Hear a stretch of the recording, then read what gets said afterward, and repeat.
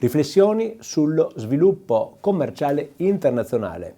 Sono Andrea Zucca, ciao, mi occupo di marketing e di vendita specifica, specializzata nel business to business, faccio questo lavoro da quasi 30 anni, una fetta di attività la dirottiamo con la nostra struttura, il nostro team sullo sviluppo commerciale di tipo internazionale, quindi accompagniamo, aiutiamo imprese italiane a trovare clienti, a fare business fuori dal nostro caro paese. Intanto inizio a darti qualche informazione molto veloce sulle caratteristiche che hanno queste imprese. Intanto stiamo parlando che in Italia, paese straordinario che ha poco meno di 5 milioni di imprese, meno del 3% esporta, 2, sono meno di 140.000 le imprese su poco meno di 5 milioni che vendono all'estero, okay? Quindi sono molto poche. Dentro queste 136.000 per la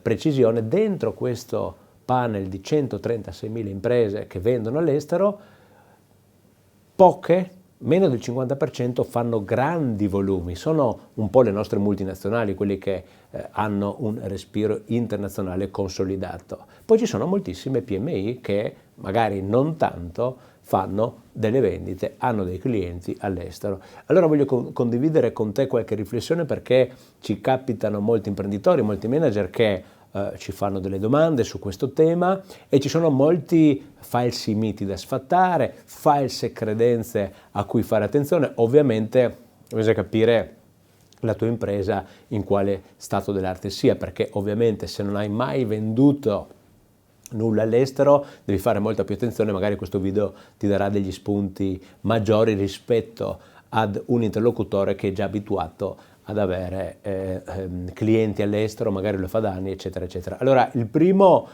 mito da sfatare, spesso, voglio dire, chi ci approccia non ha la minima idea di dove andare nel mondo e in linea di principio non ha alcuna strategia. Moltissime imprese che hanno fatto anche negli anni sviluppo, magari facendo le fiere, le vedi oggi che hanno clienti un po' a macchia di leopardo, sparsi nel mondo, però hanno molti paesi con pochi volumi e quindi proprio una difficoltà di gestione. Quindi il primo consiglio che mi sento di darti, se parti da zero, è quello di impostare una strategia.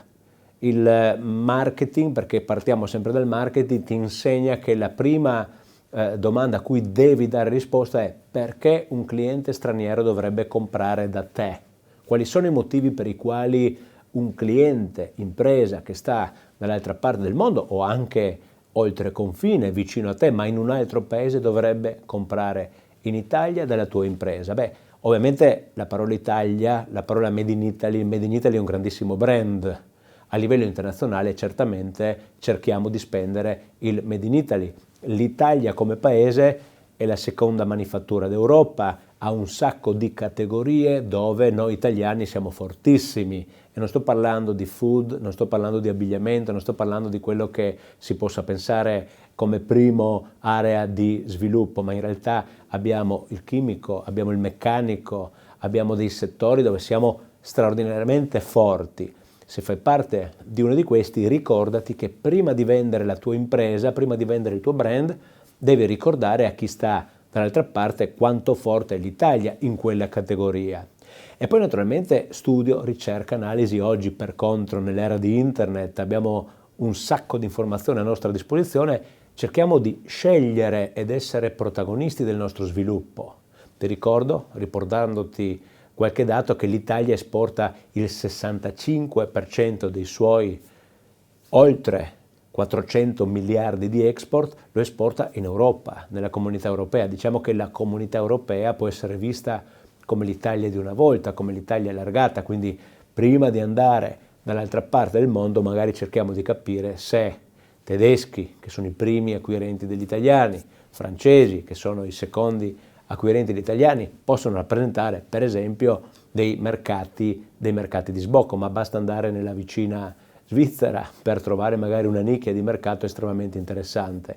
I portafogli non sono tutti uguali, ci sono ottimi motivi per valutare l'internazionalizzazione. L'importante è che non improvvisiamo, l'importante è che pianifichiamo, progettiamo, l'importante è che facciamo un vero e proprio piano di marketing, l'importante è che affrontiamo questi progetti con risorse adeguate, perché mi viene in mente quando dico questo ciò che è accaduto quando il governo ha creato i voucher sull'internazionalizzazione. C'era di tutto e di più, sia lato richiesta da parte delle imprese, ma anche offerta di pseudo agenzie o consulenti che si spacciavano per esperti di internazionalizzazione quando erano nati magari 6 mesi prima. Quindi bisogna andarci con calma, bisogna analizzare lo scenario, bisogna partire dal marketing, perché il marketing guida. Dobbiamo essere degli specialisti, dobbiamo essere un'impresa che offre un valore aggiunto tangibile, un valore aggiunto che quel cliente nel suo paese fa difficoltà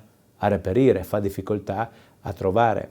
Se l'argomento ti interessa, trovi un link in calce a questo video che ti porta ad una pagina web con un form, contattaci a titolo assolutamente gratuito, faremo uno studio di fattibilità su un progetto di internazionalizzazione e ti restituiremo dei dati, delle informazioni utili alla tua causa.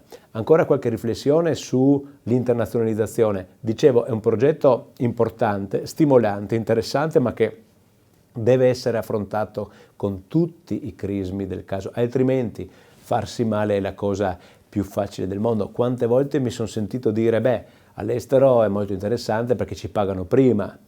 Ci può essere anche vero, ma voglio dire, non è un motivo sufficiente per mettere in piedi chissà quale tipo di processo se poi non lo organizziamo per bene. L'aspetto economico è importante. Prova a pensare, se fai del marketing nel mercato italiano, se hai un budget di marketing nel mercato italiano, prova a pensare che la stessa cosa devi farla e moltiplicarla per tutti gli altri paesi nei quali vuoi fare sviluppo. Quindi veramente devi avere tutte queste variabili perfettamente messe a terra, perfettamente integrate in un progetto che danno la reale fattibilità. Un altro consiglio che mi sento di darti è un consiglio importante anche perché ti rende interessante agli occhi dell'interlocutore straniero. Stimola e gestisci in prima persona il marketing nel paese dove vuoi andare. Mi viene in mente una conversazione che ho fatto pochi giorni fa con un nostro cliente che ha iniziato un percorso con noi dove è già un'impresa questa internazionalizzata, vende già in alcuni paesi, però in ogni paese il mercato lo porta a casa il dealer, il distributore, cosa che in molti casi accade, in molti casi è anche cosa giusta per partire, però per esempio i nomi dei clienti, le attività sui clienti, le informazioni sul mercato potenziale, sono tutte informazioni che l'azienda italiana non ha. Ecco, cerca di andare a fare il marketing, perché oggi tu dall'Italia puoi fare un piano marketing da sviluppare in Germania, sto facendo un esempio, senza problemi di sorta. Nella stanza dei bottoni, nell'headquarter Italia, si fa il marketing internazionale. Cerchiamo di applicare quello che va fatto in Italia nella stessa maniera anche all'estero. Cerchiamo di avanzare il più possibile nei confronti del cliente finale, di chi utilizzerà il tuo prodotto. Più terreno riesci a portare alla tua causa, più riesci ad avanzare in questo processo, meno spazio dai al tuo partner straniero, se il partner è un dealer, un distributore, un importatore, e più forte sarai, anche se parti da zero. Cerca di ragionare in questa maniera, quindi progetto, piano di marketing, budget adeguati, elementi differenzianti, cioè perché quel cliente, perché quel mercato dovrebbe darmi ragione, perché devono avere bisogno di me, grande analisi della concorrenza, quali elementi offro che gli altri non hanno, e su questi costruire il proprio progetto di internazionalizzazione, che rimane una grande opportunità. Attenzione, guardiamo anche i numeri, perché ripeto, l'Italia, pur essendo nei primi 10 paesi al mondo in termini di potenza commerciale, lo fa con un numero minuto molto piccolo di imprese. La stragrande maggioranza del nostro tessuto imprenditoriale è fatto di micro e nano imprese che di questi progetti non ha mai fatto nemmeno un piccolo passo in questa direzione. Questo vuole essere comunque uno spot a valutare in toto, nella maniera più assoluta, un progetto di sviluppo commerciale internazionale, perché è una grande cosa avere un'impresa che riesce ad aver successo anche nel mercato che non sia Italia. Ti ricordo il link che trovi in calce a questa pagina per ricevere uno studio di fattibilità, per valutare un'opportunità. Saremo ben lieti, senza alcun tipo di impegno, di darti la nostra esperienza. Buon marketing!